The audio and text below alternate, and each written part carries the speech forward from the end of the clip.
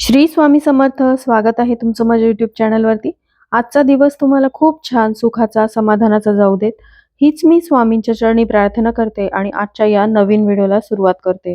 आश्विन महिन्यातील कृष्ण पक्षातील द्वादशी तिथीला वसुबारस साजरी करण्यात येते. उदय तिथीनुसार 29 ऑक्टोबर येत्या सोमवारी वसुबारस साजरी करायची आहे. पोळ्याला बैलाची पूजा करण्याची गावोगावी परंपरा आहे. तशीच वसुबारसला गाय वासरूची पूजा केली जाते. वसुबारस हा दिवाळीचा पहिला सण समुद्रमंथन या पौराणिक प्रसंगाशी संबंधित आहे. असं म्हणतात, समुद्रमंथनाच्या वेळेस 5 कामधेनू उत्पन्न झाल्या होत्या. कामधेनू हे मातृत्व, प्रजनन, देवत्व आणि पालनपोषण याच्या आशीर्वादाशी संबंध जोडला गेला आहे.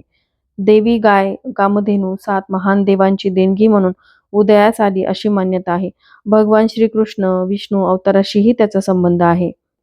हा सण मायलेकाच्या नात्याची पूजा म्हणून पाहिला जातो. काही ठिकाणी महिलांचा या दिवशी मुलांसाठीचा उपवास असतो. आपल्या मुलाबाळांना चांगलं आरोग्य मिळावं आणि सुख लाभावं म्हणून वसुबारसची पूजा करण्याची परंपरा आहे. या दिवशीपासून म्हणजेच वसुबारस पासून संध्याकाळी घरातील तुळशीपुढे आणि दारामध्ये पणत्या लावून रोषणाई केली जाते. येत्या सोमवारी 28 ऑक्टोबर रोजी एकादशीला वसुबारस आणि रमा एकादशी आहे. त्यामुळे यंदाच्या वसुबारसला अनन्यसाधारण महत्त्व प्राप्त झालं आहे. वसुबारसच्या दिवशी गाय वासराच्या पूजेसोबतच घरामध्ये काही विशेष उपाय देखील केले जातात. तर असाच एक उपाय मी आजच्या व्हिडिओमध्ये शेअर करणार आहे. या उपायामध्ये तुम्हाला गाईला ही एक वस्तू खाऊ घालायची आहे. वसुबारसच्या दिवशी गाईला ही एक वस्तू खाऊ घातल्याने ज्याही तुमच्या आयुष्यात असलेल्या अडचणी आहेत त्यातून बाहेर पडण्याचा मार्ग सापडेल. घरामध्ये सुख समृद्धी येईल आणि देवी लक्ष्मी प्रसन्न होईल, कारण गाय ही देवी लक्ष्मीला खूप प्रिय आहे. तर हा उपाय कशा प्रकारे करायचा आहे, गाईला जी वस्तू खाऊ घालायची आहे ती कधी कोणत्या वेळेमध्ये खाऊ घालायची आहे, ही संपूर्ण माहिती जाणून घ्यायची असेल तर व्हिडिओ स्किप न करता शेवटपर्यंत बघा.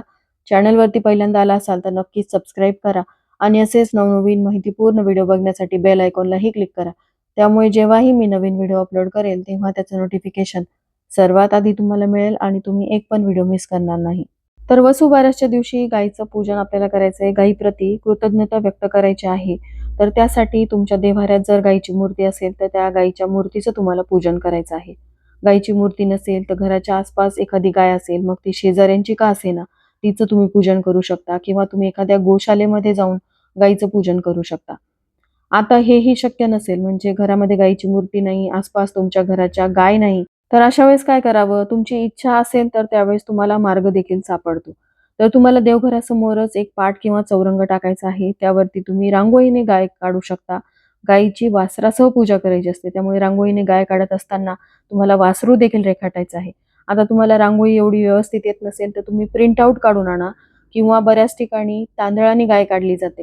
तर तसं तुम्हाला करता येत असेल तर तुम्ही नक्कीच अशा प्रकारे गाईचं पूजन करू शकता. त्याचबरोबर वसुबारसच्या दिवशी आईने मुलांसाठी उपवास करायचा असतो. हा उपवास जो आहे तो गाईचं पूजन झाल्यानंतर सोडला जातो. पण या दिवशी नेमकी एकादशी देखील आलेली आहे आणि वसुबारसचं व्रत देखील आहे. त्यामुळे मग ज्यांचं एकादशीचं व्रत आहे त्यांना हे व्रत सोडता येणार नाही. त्यांना या दिवशी एकभुक्त राहून हा उपवास करायचा आहे. पण ज्यांचा वसुबारसचा उपवास असतो त्यांनी गाईचं पूजन झाल्यानंतर उपवास सोडायचा असतो आणि हा एक पदार्थ खाऊनच तुम्हाला उपवास सोडायचा असतो. या व्रताच्या प्रभावामुळे आपल्या मुलांना चांगलं आरोग्य, दीर्घायुष्य तर लाभतं, शिवाय आपल्या मनातील कठीणातील कठीण इच्छेची पूर्तता देखील होते. आपल्या प्रत्येकाच्या मनामध्ये काही ना काहीतरी इच्छा, मनोकामना ह्या असतातच आणि त्यासाठी आपण प्रयत्न देखील करत असतो. मग त्या मुलांविषयक असतील, जसं की मुलांची अभ्यासामध्ये प्रगती व्हावी, त्यांना म्हणावं तसं यश मिळावं आणि त्यासाठी मुलं देखील खूप अभ्यास करत असतात, कष्ट घेत असतात.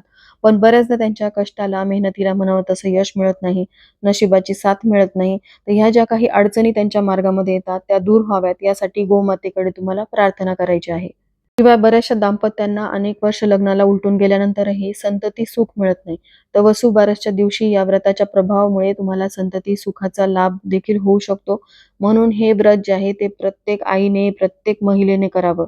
कारण काही विशिष्ट तिथींना केलेल्या उपायांचा आपल्याला लाभ होतो आणि त्याचं आपल्याला शीघ्र फळ मिळतं. तर पहा, हा जो उपाय आपल्याला करायचा आहे तो वसुबारसच्या दिवशी सकाळपासून ते रात्रीपर्यंत तुम्ही कधीही करू शकता. तुमच्या वेळेनुसार करू शकता.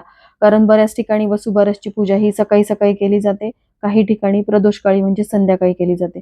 आता बऱ्याचशा महिला ह्या वर्किंग असतात, त्यांना ऑफिसला जावं लागतं. मग अशा वेळेस त्यांना दिवसभरामध्ये नाही वेळ मिळाला तर त्यांनी जेव्हा वेळ मिळेल तेव्हा ही सेवा किंवा ही जी पूजा विधी आहे ती करायची आहे. ज्यांना शक्य आहे त्यांनी गायीजवळ जाऊनच गायीला ही वस्तू खाऊ घालायची आहे आणि ज्यांना शक्य नाही त्यांनी हा उपाय कशा प्रकारे करावा हे पुढे मी शेअर करेलच. सगळ्यात महत्त्वाचं म्हणजे वसुबारसच्या दिवशी खाण्याचेही काही नियम पाळायचे असतात. वसुबारसच्या दिवशी गव्हाचं आणि मुगाचं सेवन केलं जात नाही आणि त्याचबरोबर गाईला देखील गहू असेल, गव्हापासून बनवलेली पोळी असेल, मुगापासून बनवलेले पदार्थ असतील ते खाऊ घातले जात नाहीत. आई आपल्या मुलांसाठी उपवास करत असेल तर आईने देखील या नियमाचं पालन करावं. तसंच कुटुंबातील सर्व सदस्यांनी शक्य झालं तर या दिवशी गव्हाचं व मुगाचं सेवन करू नये. तर या उपायासाठी आपल्याला काय करायचं आहे, एक ताट तयार करायचं आहे. या ताटामध्ये कलश भरून म्हणजेच तांब्या भरून पाणी घ्यायचं आहे आणि त्यामध्ये चिमूटभर हळद टाकायची आहे. शिवाय यामध्ये आपल्याला हळद, कुंकू, अक्षता घ्यायच्या आहेत, फूल घ्यायचं आहे आणि धूप आणि एक दिवा घ्यायचा आहे, ज्यामध्ये शुद्ध गाईचं तूप घालायचं, 2 वातींची 1 वात करून घालायची आणि सोबतच आपल्याला गाईला जी वस्तू खाऊ घालायची आहे ती घ्यायची आहे. गोवत्स द्वादशी आणि एकादशी एकाच दिवशी आल्यामुळे गाईला जी वस्तू खाऊ घालायची आहे ती उपवासाचीच असणार आहे, कारण गाईचं या दिवशी व्रत असणार आहे. दरवर्षी गोवत्स द्वादशीच्या दिवशी गाईला बाजरीची भाकरी, भिजवलेली हरभऱ्याची चणा डाळ सोबतच गुळाचा खडा हे सर्व खाऊ घातलं जातं. पण यंदा गाईचं व्रत असल्याने गाईला फक्त आणि फक्त गूळच आपल्याला सोबत घ्यायचा आहे. आता हे सर्व साहित्य घेऊन जिथे कुठे गोशाला असेल किंवा जिथे तुम्ही गाईचं पूजन करणार आहात तिथे जायचं आहे. गाय जर बसलेली असेल तर गाईला उठवायचं नाही. गाय उभी असेल तर गाईच्या चारही पायावरती तुम्हाला पाणी टाकायचं आहे. गाईच्या कपाळी हळदी कुंकू अक्षता अर्पण करायच्या, धूप दीप ओवाळून घ्यायचा आहे आणि शिवाय गाईजवळ जर वासरू असेल तर गाईच्या वासराची देखील या दिवशी पूजा करायची, कारण वसुबारसच्या दिवशी वासरासह गाईची पूजा करण्याला महत्त्व आहे. आणि जर वासरू नसेल तर फक्त गाईची पूजा करायची. आता त्यानंतर गाईला हा गुळाचा खडा आपल्या उजव्या हातामध्ये घ्यायचा आणि तो खाऊ घालायचा. असं म्हणतात की गाईच्या जिभेचा स्पर्श आपल्या हाताला झाला तर कितीतरी पापांपासून आपली मुक्तता होते. म्हणून अशाच प्रकारे गाईला गुळाचा खडा खाऊ घालायचा आहे आणि वासराला देखील गुळाचा खडाच तुम्हाला खाऊ घालायचा आहे. त्यानंतर तुम्हाला गाईच्या पाठीवरती हात फिरवायचा आहे आणि तुमच्या इच्छा मनोकामना व्यक्त करायच्या. शक्य असेल तर गाईला तुम्ही 11 प्रदक्षिणा घालू शकता. प्रदक्षिणा घालत असताना ओम नमो भगवते वासुदेवाय नमः या मंत्राचा जप करायचा आणि तुम्हाला घरी परत यायचं आहे. या उपायामुळे तुमच्या सर्व मनोकामना पूर्ण होतील, घरामध्ये सुख समृद्धी येईल, घराची भरभराट होईल, एवढा हा प्रभावी उपाय आहे. वर्षातून आपल्याला एकदाच हा उपाय करता येणार आहे. त्यानंतर बघा, तुम्हाला जर घराच्या आसपास एखादी गाय मिळतच नसेल, गोशाळेमध्ये जाणं पण शक्य नसेल, तर अशा वेळेस तुम्हाला काय करायचं आहे, तर घरच्या घरीच तुम्हाला गाईचं विधिवत पूजन करायचं आहे. देवघरासमोर तुम्ही हे पूजन करू शकता किंवा त्याच्यासाठी वेगळी पूजा मांडणी करा. गाईच्या पूजेसाठी तुम्हाला गणपती आणि बाळकृष्णांची मूर्ती देखील लागते आणि तिघांचं विधिवत तुम्हाला पंचोपचार पूजन करायचं आहे आणि धूप-दीप ओवाळून गुळाच्या खड्याचा नैवेद्य गाईला अर्पण करायचा आहे. एकादशीच्या दिवशी सर्व देवी देवतांचा उपवास असतो, त्यामुळे हरभऱ्याची डाळ किंवा बाजरीची भाकरी, गवारीच्या शेंगाची भाजी असा नैवेद्य या दिवशी चालत नाही. त्यामुळे इतर देवी देवतांना देखील हाच नैवेद्य किंवा एखाद्या फळाचा नैवेद्य तुम्ही अर्पण करू शकता. तर तुम्ही घरातील गाईच्या मूर्तीसमोर हा नैवेद्य ठेवलेला आहे, त्या नैवेद्याचं काय करायचं? तर पहा, हा नैवेद्य जर घराच्या आसपास एखादी गाय आलीच तर तिला खाऊ घाला. तसं नाही झालं तर मग काय करायचं, की हा जो गुळाचा नैवेद्य आहे तो तुम्हाला तुमच्या मुलांना द्यायचा आहे आणि तुम्ही स्वतः देखील थोडासा प्रसाद खाऊ शकता. अशा प्रकारे देखील तुम्हाला घरच्या घरी गाईला हा नैवेद्य खाऊ घालता येणार आहे आणि तुमच्या यामुळे इच्छा मनोकामना पूर्ण होतील. घरामध्ये सुख समृद्धी येईल, घराची भरभराट होईल. तर चला, याबरोबरच आजचा हा व्हिडिओ मी इथंच एंड करते.